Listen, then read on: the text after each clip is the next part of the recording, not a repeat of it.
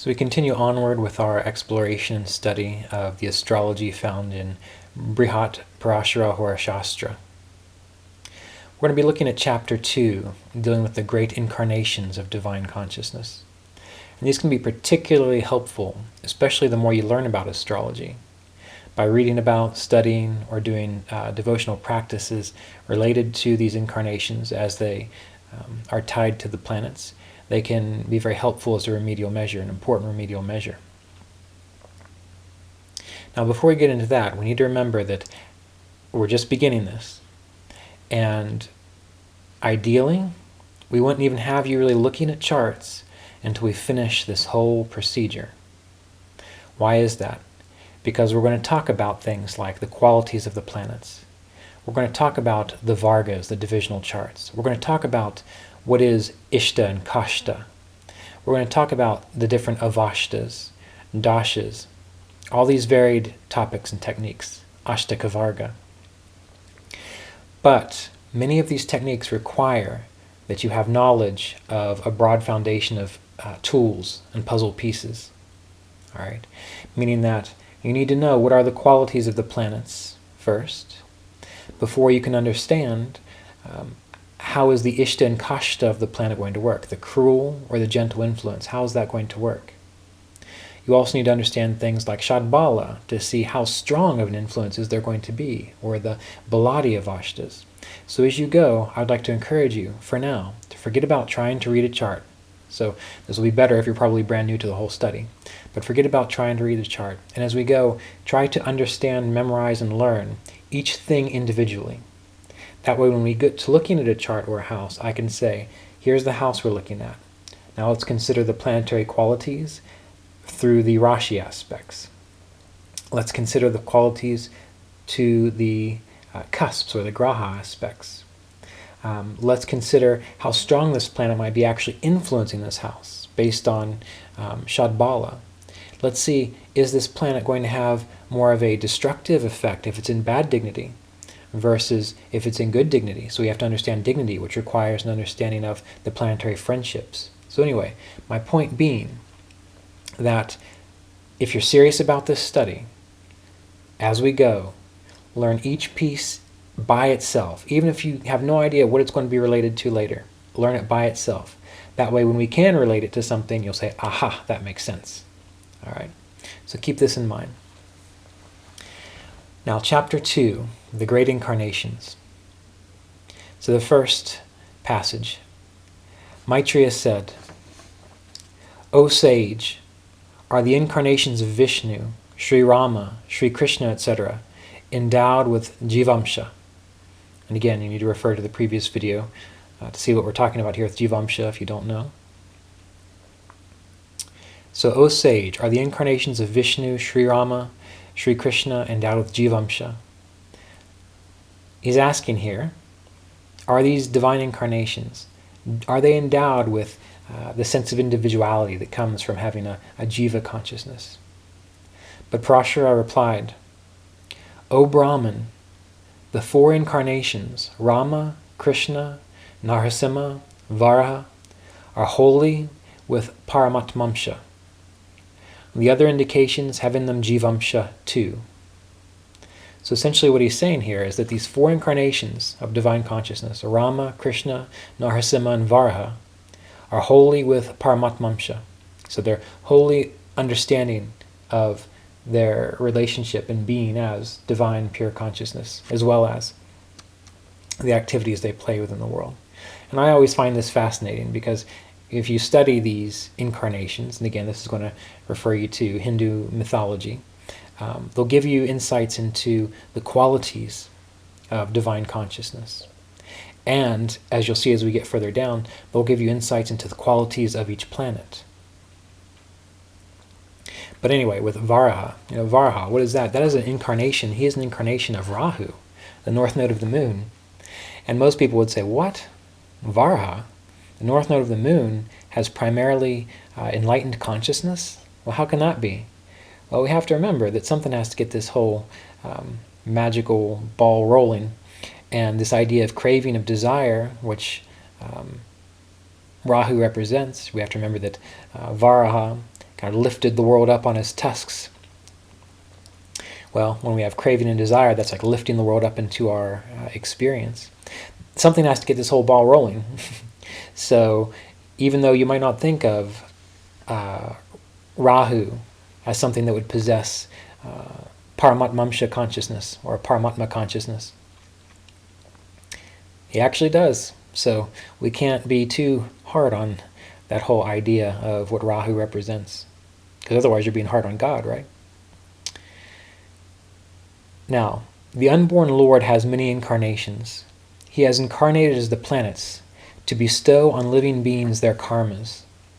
He is Janardana, which is, I think, the 126th name of Vishnu.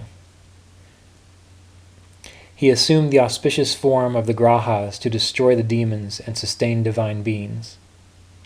So it says here that he has assumed the auspicious form of the grahas to destroy the demons and sustain divine beings, which shows us that the influence of the grahas, of the planets, are to allow us to remember our immortality, our oneness with this divine consciousness, this divine source. Because it's those things that get us pulled down into the transient, the temporal, that which rises and falls, that takes us away from our knowledge of ourself as pure, clear, infinite consciousness. Those are what we might consider to be the demonic forces. But again, they're also an aspect of God and divine consciousness, but that's for a different discussion, I think. So from the sun god, the incarnation of Rama. All right, so watch here. Here we have a description of each incarnation and the planet that it is related to. So if you can match up the incarnation with the planet by studying about this incarnation, practicing mantra to this incarnation, or the best thing, to embody the qualities of the incarnation. We have to remember that's really the point of myth and mythology. It's not to just give us fun stories to tell our children at night. It's to give us something to live by. So, for example, if there are difficulties with the sun, learning about Rama and his qualities, living by those qualities, that's the best way to approach pacifying the sun. From Mars, Narasimha. So if we research and understand what the incarnation of Narasimha is, the man-lion, and we can learn to embody the highest ideals of that incarnation, the mythology behind it, then we will be working profoundly with Mars, above and beyond anything we could do with something like mantra. So it's the embodiment of the positive qualities which are the most important things to consider. So again, let's return here to the beginning, and I'll take it slow so that you can take notes. From the sun god comes the incarnation of Rama. From the moon, that of Krishna. From Mars, that of Narasimha. From Mercury, that of Buddha. From Jupiter, that of Vamana. From Venus, that of Parashurama. From Saturn, that of Kurma, or that divine turtle, which allowed us to churn the ocean of consciousness, those of you familiar with the mythology of Rahu and Ketu. From Rahu, that of Varaha. From Ketu, that of Meena, or the fish. So all these incarnations, these are how the planets and the divine incarnations are related.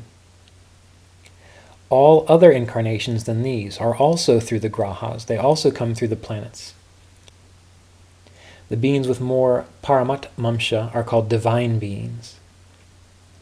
So this is why, one of the main reasons that I did that course, Myth and Magic of Vedic Astrology, which is available as a download at astrovedicastrology.com. And I looked at each of the planets and their mythological origins so that we could get a better sense of, what is this energy or this consciousness that we are interacting with as astrologers. So on your own, you can do some research into each of these incarnations, if you don't already know. Contemplate it deeply.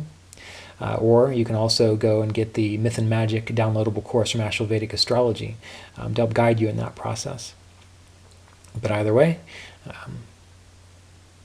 that's how you're best going to learn who you're dealing with when it comes to practicing astrology. The who as in, what are the energies that the planets are projecting forth, and how do they work, and what is their highest manifestation, their highest function.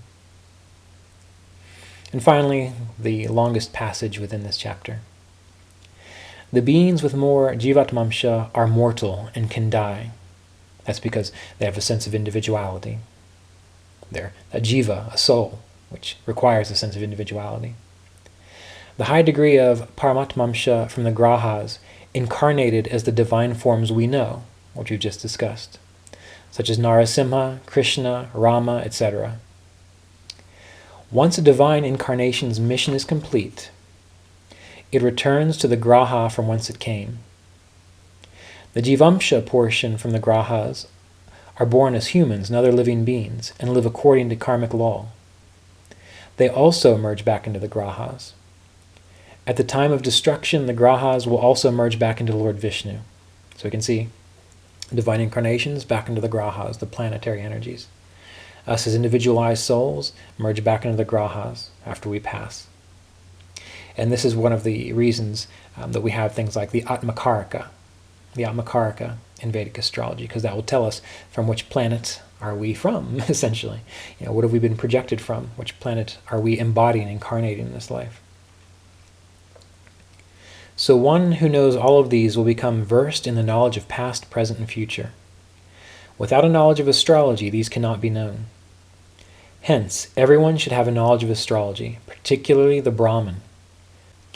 One who, devoid of astrological knowledge, blames the science, will go to the hell called Rahu, and will be reborn blind. So there's a lot within this last passage. As I mentioned, it does start to give us an insight into the idea of the Atmakaraka, the soul planet that represents us, or that I suppose we represent. It talks about the merging of the souls back into the grahas, as well as divine incarnations back into the grahas. And finally, at the time of destruction, the graha themselves merge back into Vishnu, or the wholeness of everything, divine infinite consciousness, beyond name, form, and concept.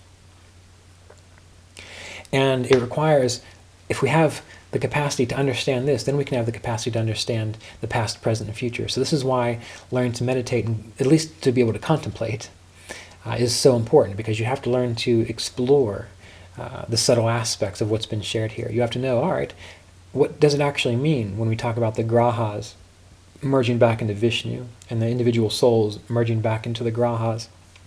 We have to get a sense of that. So it does require a bit of a mystical capacity to get this science as I think it was intended to be gotten.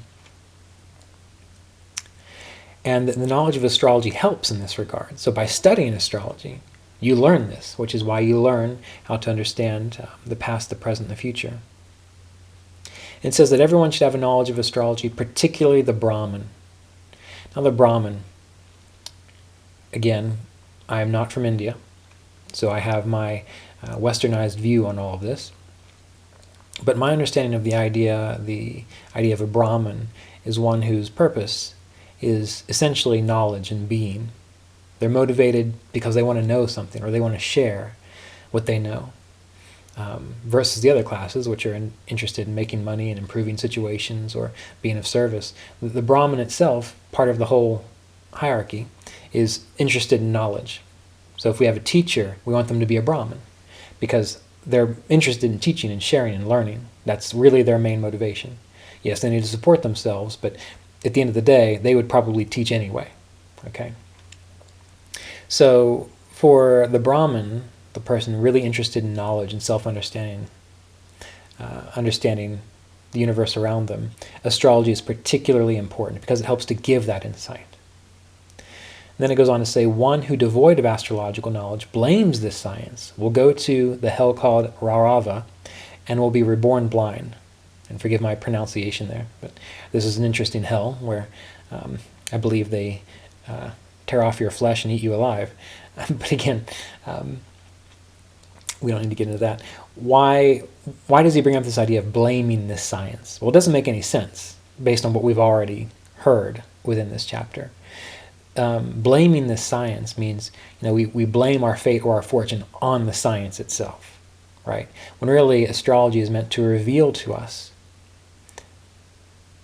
the divine plan, the will of the gods, the will of consciousness, the greater consciousness beyond our little limited understanding and viewpoint. So what they're talking about here is the person who says, it's because of astrology that this is bad, or because my life is this way because of astrology. That's what it means here when it says the person who blames this science will go to this particular hell and be reborn blind. Because it's placing the blame on something that is just trying to share information versus what actually the root of the issue is, our own personal karmas that we have generated through our lifetimes, through being alive.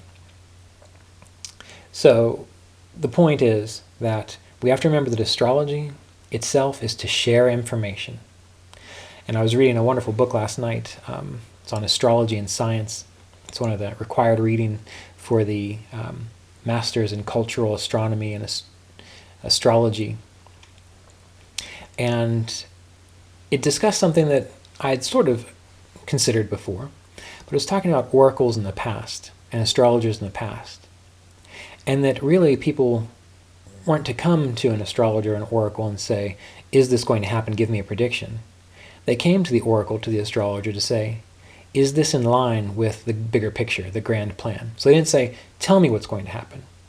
They said, this is my direction, and I want to make sure that this is actually in harmony with God, divine consciousness, the greater environment, the greater intelligence. So that was really, I think, the intentional purpose of astrology. For someone to say, this is how I'm using my willpower, how I'm living my life as this divine incarnation on this earth. And I want to make sure, astrologer, am I doing it right? Am I on the right track? Am I aligned to what divine consciousness is saying? So the planets themselves, the relationship to the earth, that's supposed to give us an indication, a reflection of what is the divine plan. Are we living in harmony with it? So ideally, let's try to approach astrology in this way. And then I think it will return to its actual rightful position of being valid counsel for individuals as they make the best of their life, surrendered and faithful to their concept of divine consciousness, or, again, the bigger self. So due to the nature of this text and this work, I'm going to be using terms like God and divine consciousness. When I say that, what I mean is this infinite, vast intelligence that our minds cannot conceive, which seems to make everything work well. So in my mind, that's what I'm saying. So do keep that clear. But due to the nature of this text and the culture in which it comes from, I will be using words such as God or divine consciousness. But know what I mean when I say that. All right, so this will end our third installment of the Brihat Parashara Hora Shastra Apprenticeship course. And the next chapter, we will begin looking at the qualities of the planets. Very important. So be well.